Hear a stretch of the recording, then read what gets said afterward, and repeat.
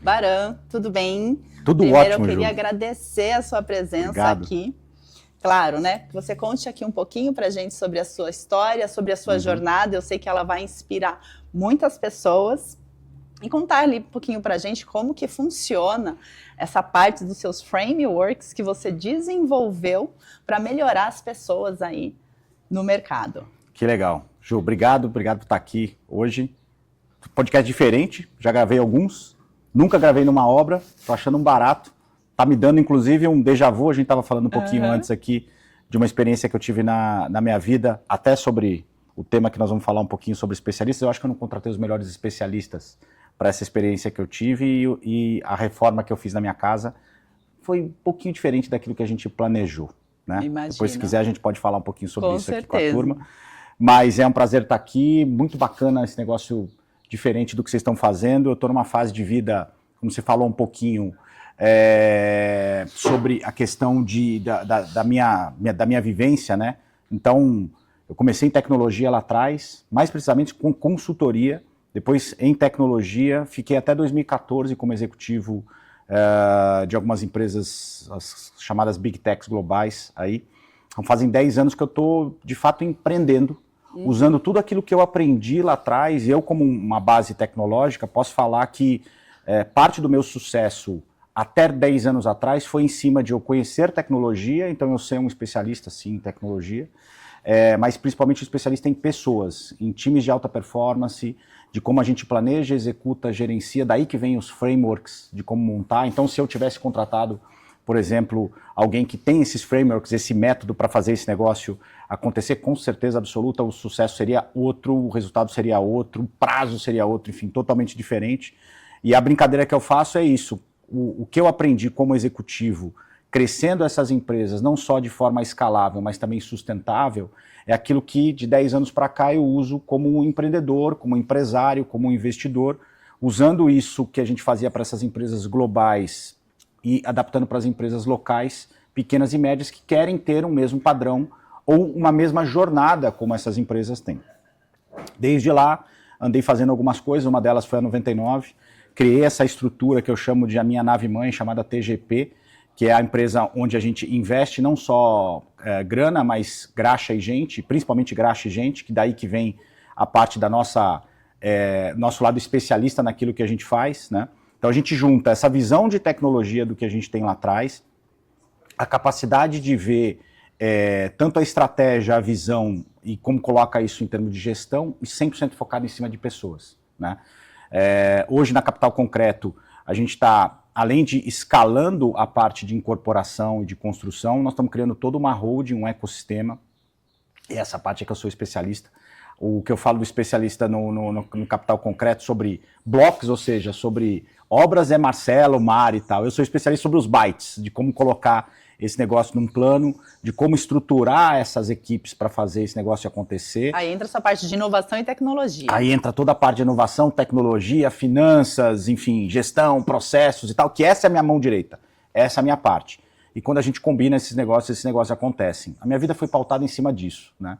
Então, quando Mari me falou do teu podcast sobre isso, então é uma delícia falar sobre esse negócio. Vamos ter que tomar cuidado só para não estourar muito tempo aqui, porque senão, se tiver água ou cerveja, nós vamos falar aqui o dia inteiro. O dia inteiro. Prazerzaço estar aqui com você. Parabéns de novo. Muito obrigada, viu? De novo, hoje vocês têm que aproveitar que hoje a gente vai ter um aulão aqui sobre visão estratégica, liderança de mercado. E conta aqui pra gente, Baran, como que foi, por que você desenvolveu o Frameworks, que são os 3Gs? 3Gs e os 3Hs. Isso. Como que isso tem transformado a vida de pessoas e trazendo elas ali para o universo empresarial? Sim. Ó, Joel, é o seguinte, isso foi um negócio sem querer querendo, porque ele simplesmente aconteceu. Quando eu penso essa questão do framework, nada mais é do que um método. Um método de como você faz o trabalho, ou a graxa, vamos chamar assim, de grandes empresas. Eu acabei aprendendo isso, que é basicamente uma estrutura onde a gente planeja, a gente executa e a gente gerencia. As pessoas às vezes me perguntam, falam, Baran, o que um CEO faz? Eu falo, um CEO faz essas três coisas. Então, no meu dia a dia, eu só planejo, executo e gerencio. É que nem numa obra. né? Então vocês vieram aqui, fizeram todo um planejamento, fizeram toda uma estruturação física, econômica e financeira da obra. Você precisa executar essa obra dentro de um prazo, de um nível de qualidade, de um orçamento que você fez, né? E para saber se você está andando no que você está fazendo, você precisa gerenciar, você ter métricas, que te levam às metas, para você saber, como se fosse um Waze, né, se você está indo no caminho certo ou não. Numa empresa é a mesma coisa, né?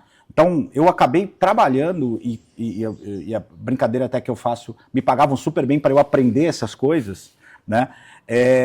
Desenvolvendo essas empresas em cima desses pilares: planejamento, execução e gerenciamento. E planejando, executando e gerenciando times de alta performance, a gente consegue fazer negócios escaláveis e que são sustentáveis também. Então, a história de criar um método foi que, em determinado momento, eu me dei conta que, principalmente quando eu saí da Oracle e voltei para a SAP, as coisas que eu fazia no dia a dia eram as mesmas coisas, Ju, igualzinho. Uhum. Então era assim... Era um processo. Era um processo que era super estruturado. Então imagina que tem até o filme dos Minions que mostra isso, que eles ficam sempre fazendo as mesmas coisas, Charlie Chaplin, enfim, essas coisas todas. Eu acho que é mais fácil para explicar para todo mundo, que é o seguinte: quando você vai fazer essa obra, essa aqui, né, vamos imaginar que seja a sua primeira obra, você desenvolveu boas práticas e coisas que você deu certo, e aí você replica, e você documenta isso em cima de processos, e coisas que deram errado, que você ajusta, e aprende, e coloca de novo processos novos para isso.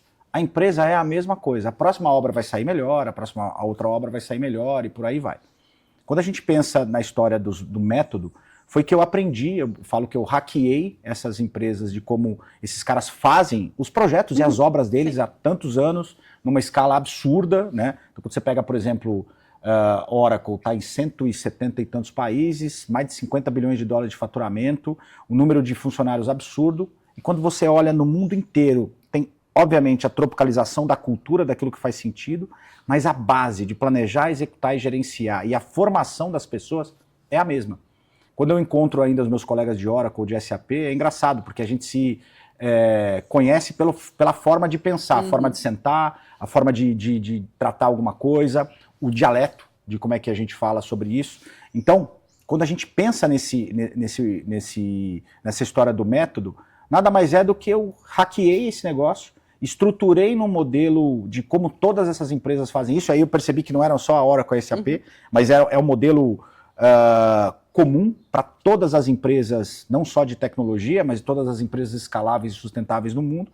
E aí eu criei o meu, adaptei para empresas brasileiras, para empresas que são empresários que precisam ter acesso a essas melhores práticas, para conseguir beber, vamos chamar assim, do mesmo resultado que essas empresas têm, seguindo o método. Outro dia eu estava no podcast e estava conversando com uma pessoa que me falou isso. Ele falou assim: cara, eu estou ouvindo você falar aqui sobre isso.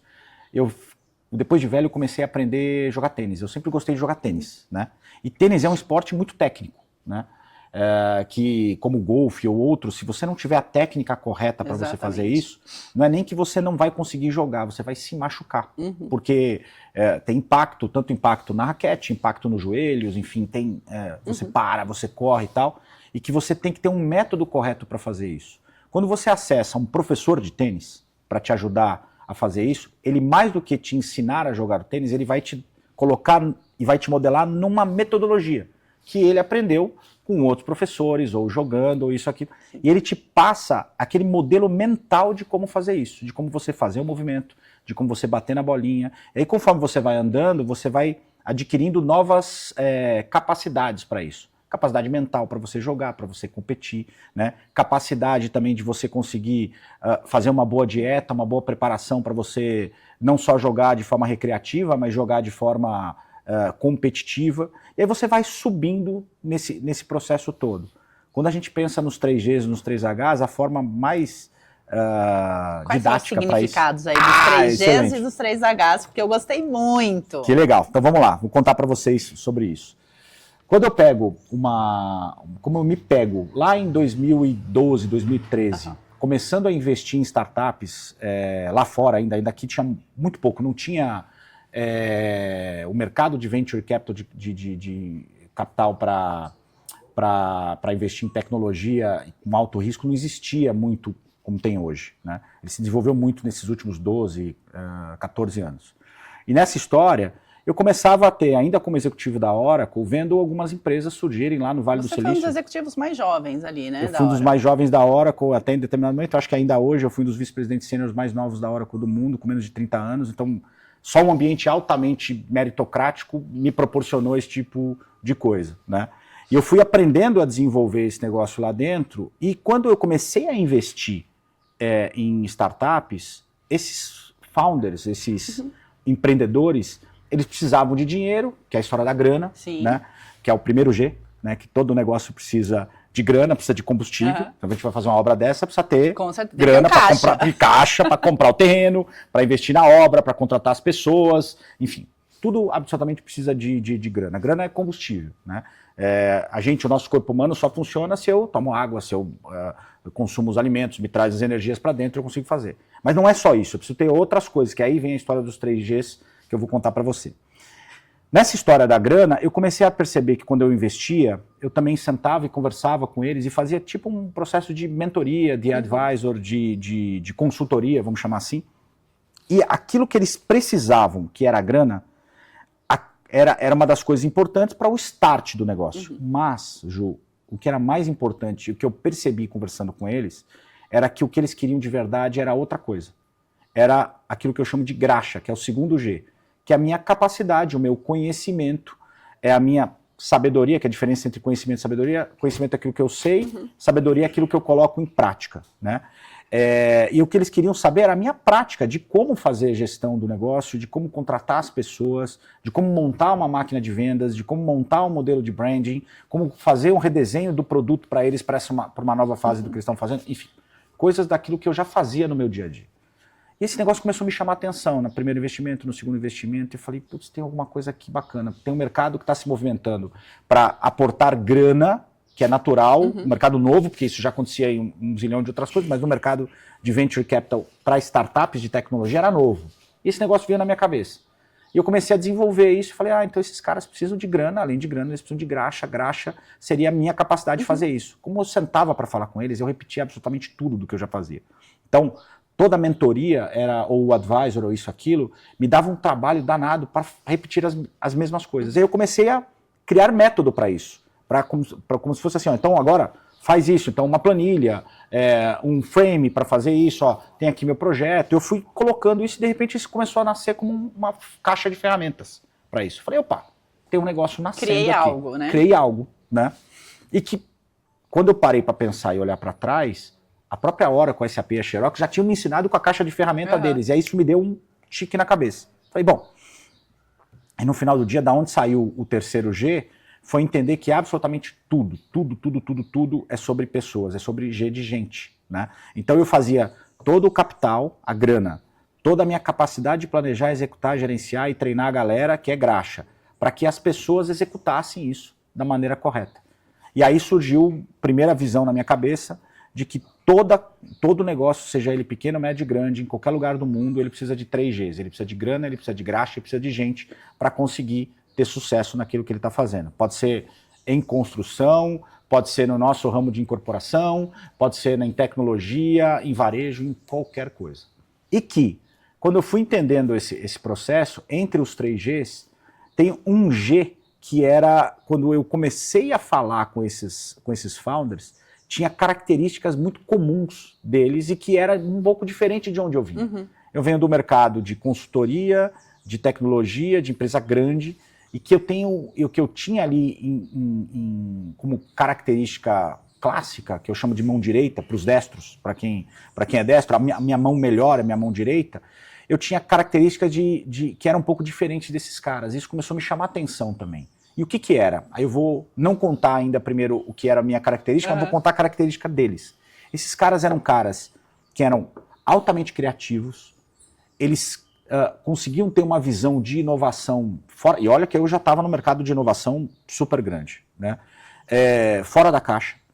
Eles tinham uma capacidade e uma resiliência de descobrir um problema de mercado, modelar e mapear uma possível solução para isso. E ir estruturando até que esse negócio crescesse diferente daquilo de onde eu estava sendo criado. Falei, esses caras são os bichos diferentes. E quando eu olhava, eu me apaixonava por isso. que era a história dos 3Hs. Eu falei assim, tem uma característica de uma mão diferente que eu não tenho daqui. E qual que era esse primeiro H? Eu chamo esse primeiro H de hipster. E o que é o hipster?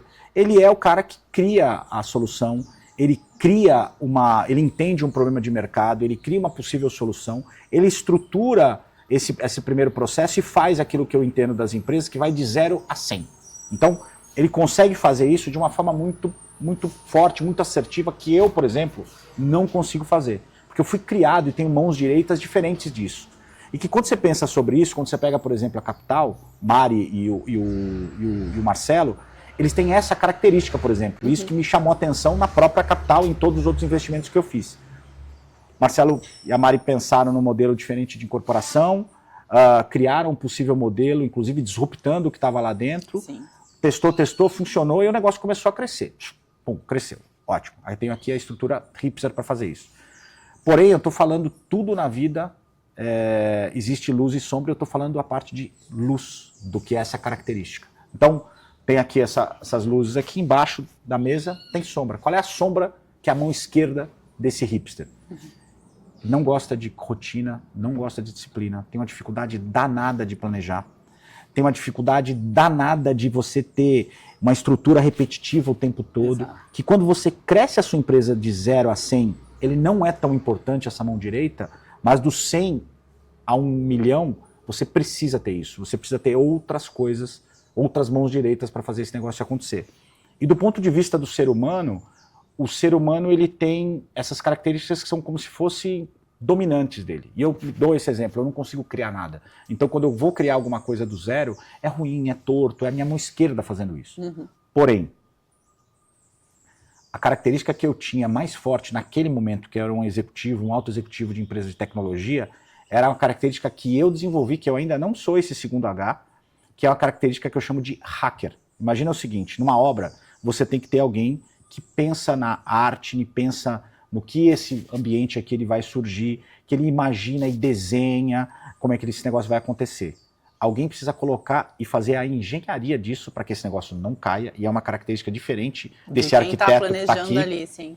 Uma característica diferente de só uma visão de como fazer isso, eu preciso aterrissar esse negócio e preciso executar essa obra. A mão direita é diferente.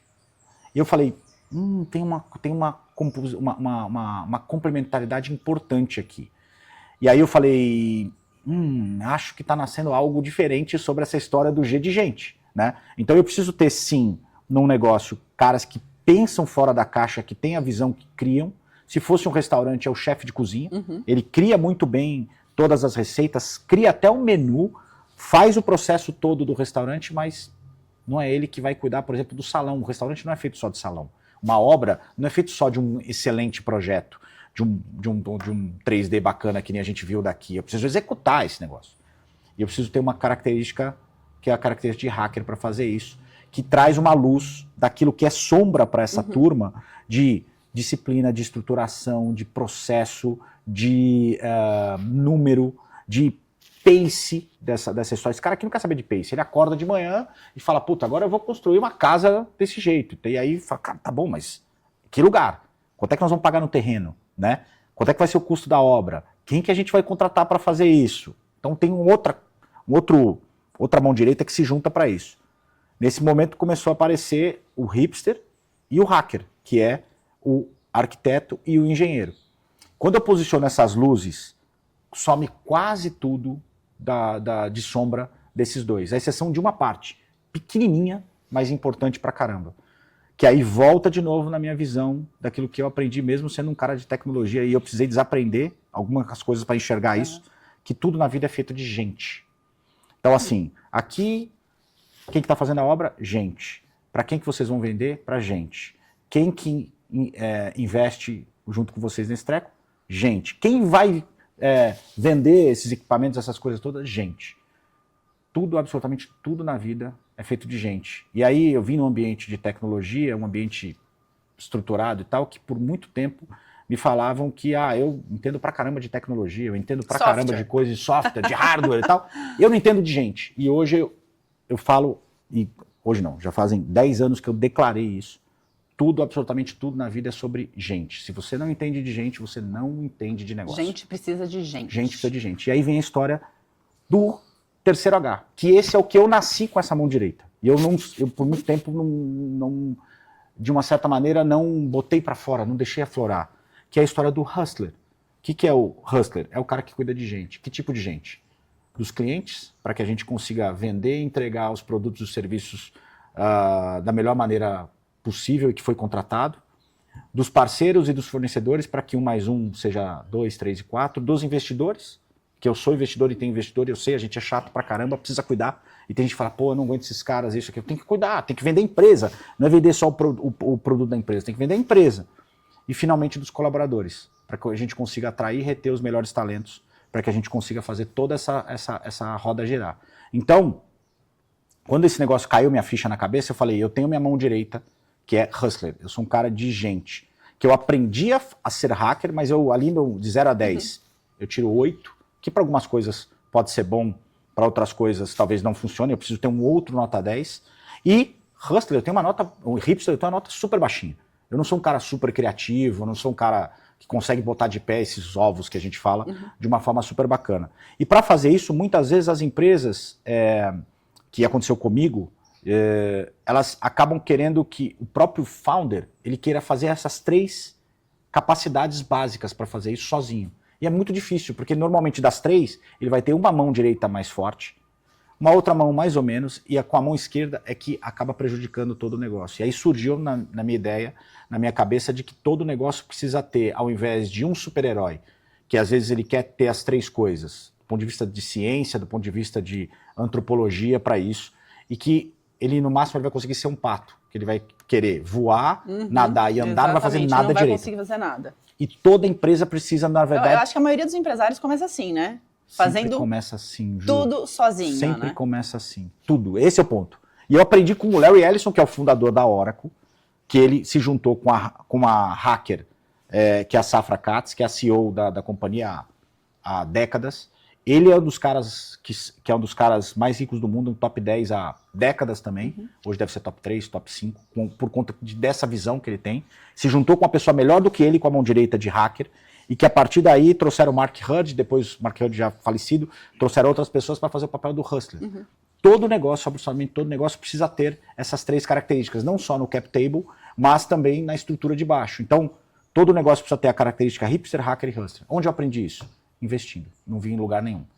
Nos últimos 12 anos, todos os negócios que eu investi, que eu entrei, que eu toquei, que não tinham os 3 Hs, deram errado, Ju. Todos.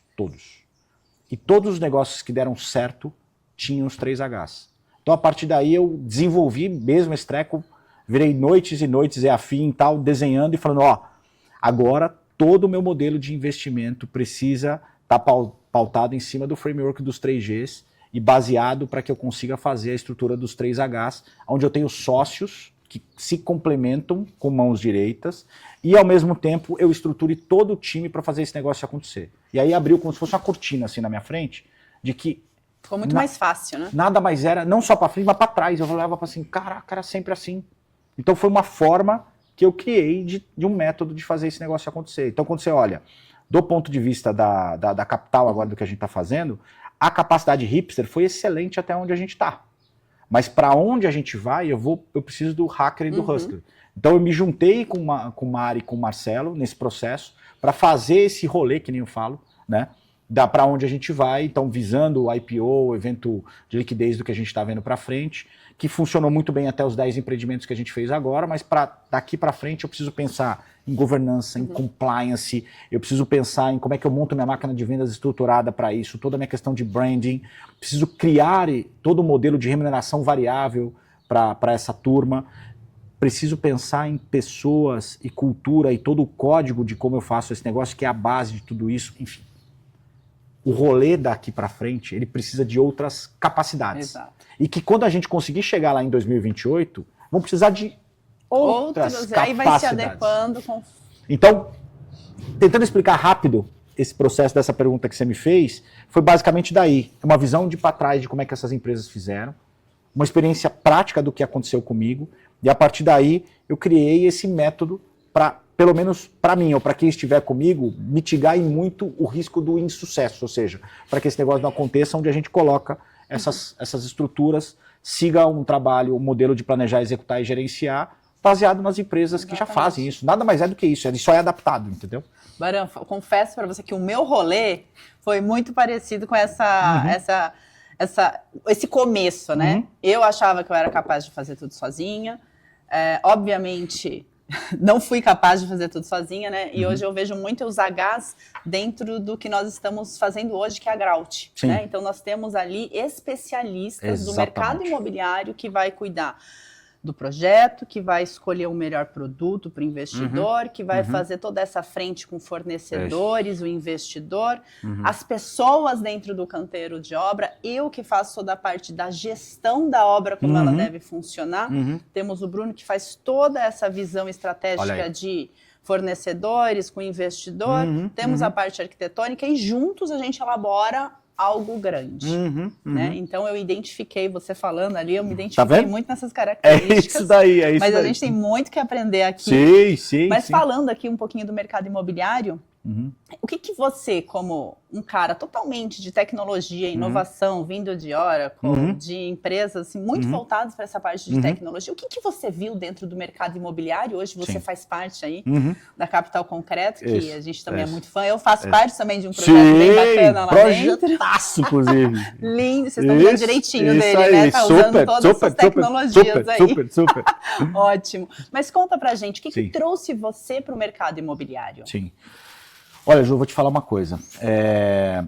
Ia ficar muito mais bonito nesse podcast se eu falasse para você, olha, o mercado imobiliário é um mercado gigantesco, e tantos trilhões, quatrilhões e tal, e todo bilionário, trilionário do mundo investe no mercado imobiliário, mas não foi nada disso. Sabe o que foi de verdade? Pessoas. E foi Marcelo e Mari e a visão que eles têm do negócio deles. E que é engraçado, eu já tinha, sou um cara de tecnologia, já investi em varejo, toquei em negócio de varejo, já investi em negócio de marketing, e não estava na minha cabeça, até pelas experiências pessoais que eu tive disso, eu acho animal isso aqui, meu olho tá brilhando até agora, só que eu falo, cara, esse negócio não é para mim. Acho que te trouxe um trauma. Baita trauma. Só que eu acabei conhecendo Marcelo e vendo o tamanho da visão e da execução que ele já tinha feito. E principalmente a visão dele, não só a visão de negócio, mas a visão de mundo, de cultura, daquilo que ele quer fazer, os valores para aquilo que 10 anos atrás, quando eu falo sobre rolê e tal, a primeira coisa que eu falo disso é qualquer coisa que eu vou fazer na minha vida, o rolê tem que ser da hora, né? Então, quando eu olhei esse negócio junto com o Marcelo, eu falei assim, cara, o rolê vai ser da hora. Tem muito trabalho para fazer, tem um aprendizado gigante para eu aprender sobre esse negócio. E você vai mudar o mercado imobiliário aplicando isso. Exato, e a minha visão e aí quando eu olhei, eu falei, cara, se eu conseguir fazer esse treco no mercado imobiliário, que nem eu já fiz no varejo, que nem eu já fiz em mercado de marketing e tal, em tecnologia, cara, vai ser top. E nessa história, me trouxe uma visão dizendo, cara, tem um projetinho aqui bacana. Isso é a primeira coisa. A segunda coisa, o aprendizado, como eu falei, mas fundamentalmente as pessoas com quem eu vou estar junto nesse rolê. Então eu olho e falo assim, puta, o Marcelo tem essa mão direita, a Mari tem essa mão direita, o Igor tem essa mão direita. Como é que vai entrar minha mão direita aqui na incorporadora e na construtora? Puta, desse jeito, top.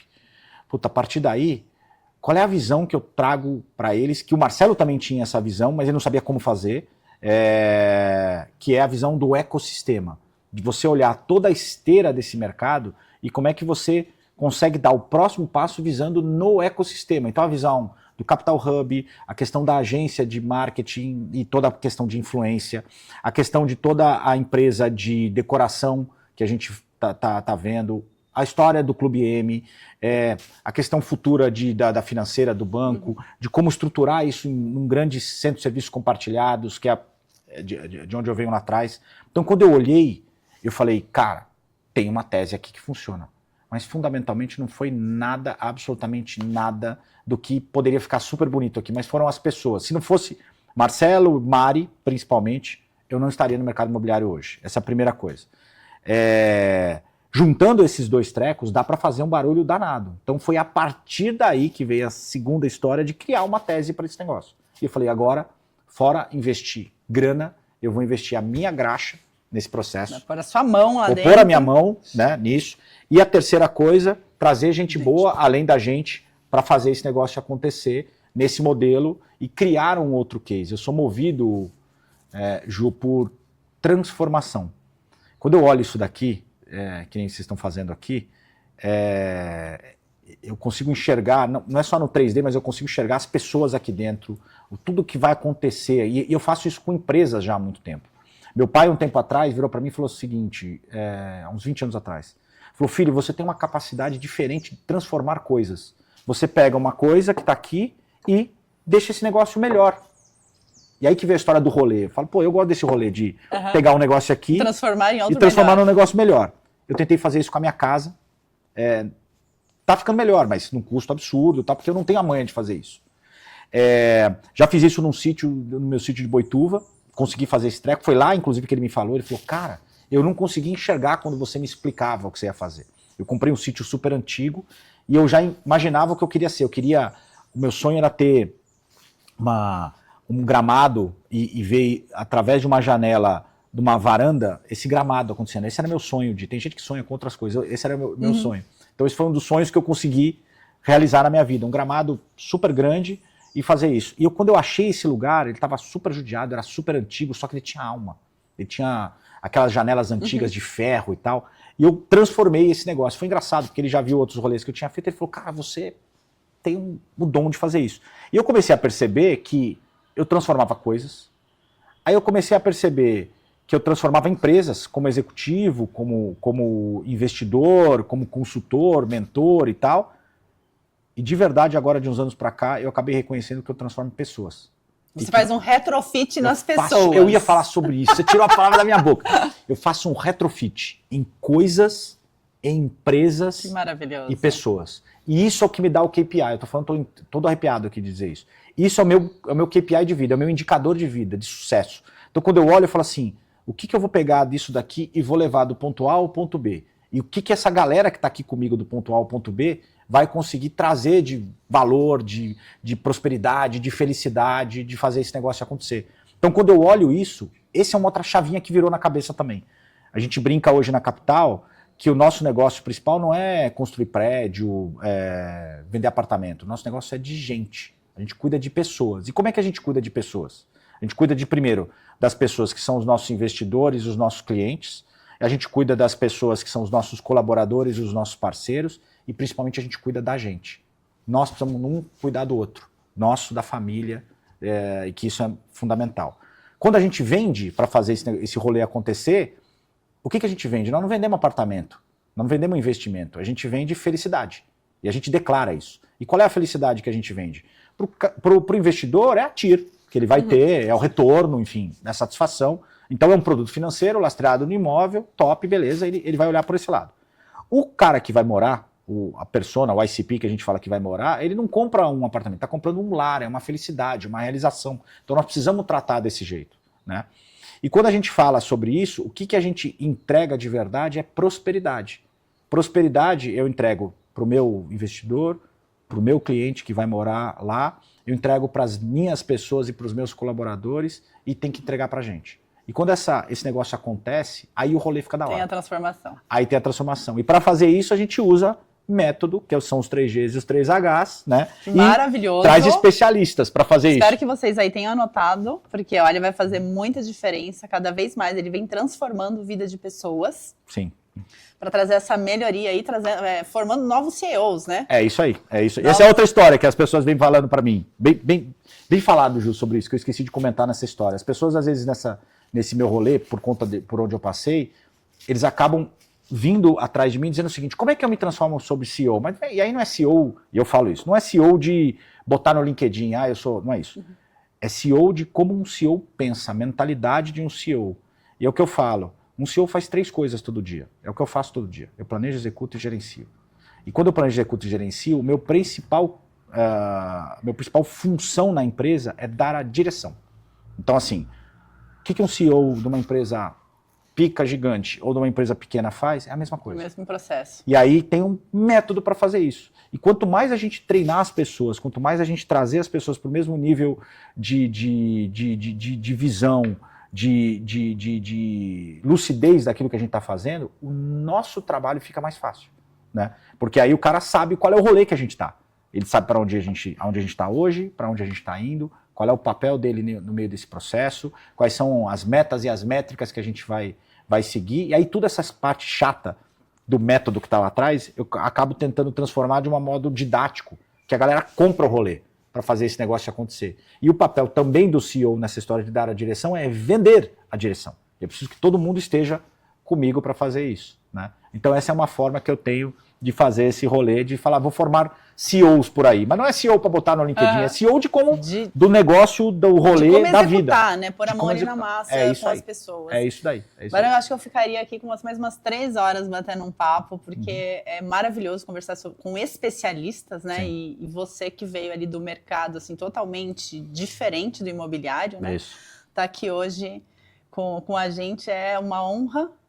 Espero que vocês aí de casa tenham gostado, porque foi maravilhoso. E aproveitar, né, só para aproveitar um pouco mais o expert dele aqui, uma frase assim, bem resumida, o que você imagina do mercado imobiliário junto aí com a parte da tecnologia e inovação para os próximos anos?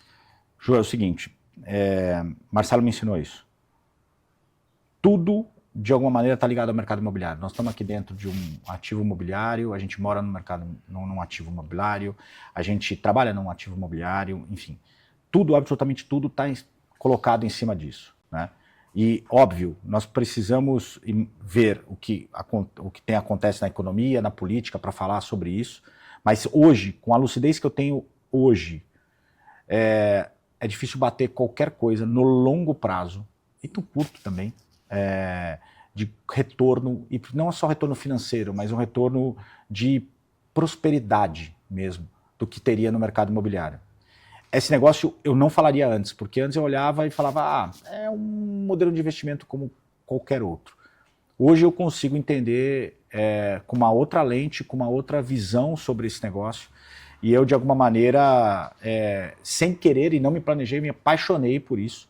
Mas agora eu vou falar sobre a questão racional disso. Se a gente olhar do ponto de vista de retorno, aqui no Brasil, nas regiões do Brasil, nos Estados Unidos, na Ásia, na Europa, em qualquer outro lugar. Se a gente olhar, por exemplo, numa estrutura de super desenvolvimento que vai acontecer na África, qualquer coisa que você conseguir olhar ali te traz um retorno, te traz prosperidade do que vai acontecer. Eu acho que eu vejo, com a minha lente, embarcando tecnologias, inteligência artificial, machine learning, de uma forma absurda, está só começando. Eu vejo também um formato de como a gente consegue melhorar a convivência e vamos chamar assim, a experiência das pessoas lá dentro. E quando a gente olha isso, aterriza de novo sobre a questão de pessoas. Né? Então, eu acho que tem uma transformação gigante para isso. Nós somos, e quando a gente pensa nos nossos empreendimentos, a gente já está tentando captar do que vem na frente, tentando embarcar esse negócio todo com tecnologia, com inteligências de todos os modos que estão surgindo, e de verdade é um negócio que pode mudar a vida de pessoas, como muda a nossa vida como protagonista desse mercado, como cliente desse mercado, como investidor desse mercado. Então, assim, eu sou um entusiasta desse treco.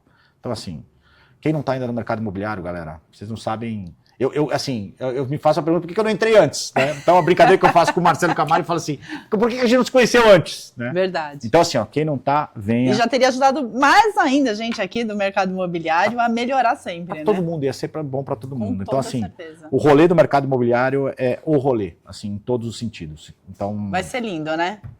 Nosso futuro no mercado imobiliário. Vem. Só vem, né? Só vem.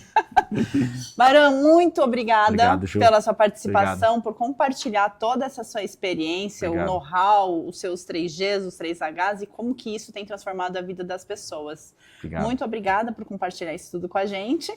E parabenizar, porque além disso tudo, gente, ele é pai de 4, viu? Sim, quatro. Uma que vai fazer 20 agora, Mas velha. mas a mulher dele parece que tem 20. Aí você fala, mas espera um pouquinho, como você tem 4 filhos? Então. Parabéns, sua esposa é belíssima, Obrigado. 4 filhos Beijo, mais Raquel. lindo ainda. Obrigado. Eu tenho são os meus maiores tesouros, né? É o meu... Quando o pessoal fala assim, Bara, qual que é o teu... E aí tem essa história. Então agora você vai botar toda a tua visão em cima do mercado imobiliário? Eu falei, não. Toda a minha visão é em cima da minha família. Que linda. Raquel, os 4. Então eu tenho uma Mel vai fazer 20 agora, daqui 15 dias. O B vai fazer 18, tá agora lutando na história do vestibular dele, que é o meu 02, meu 03 tem 14, Rafa.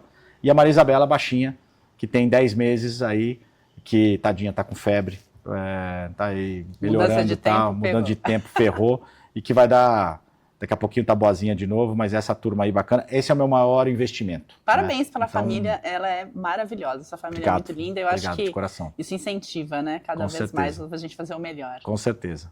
Prazer estar aqui. Parabéns de novo. Só me convidar de novo que eu venho e aí com certeza o cenário vai ser outro, Vamos né? fazer mais uns 3 episódios aí pra gente absorver bastante coisa que a gente tem aí com ele. Obrigado. E é isso, pessoal. Espero que vocês tenham gostado e aguardem.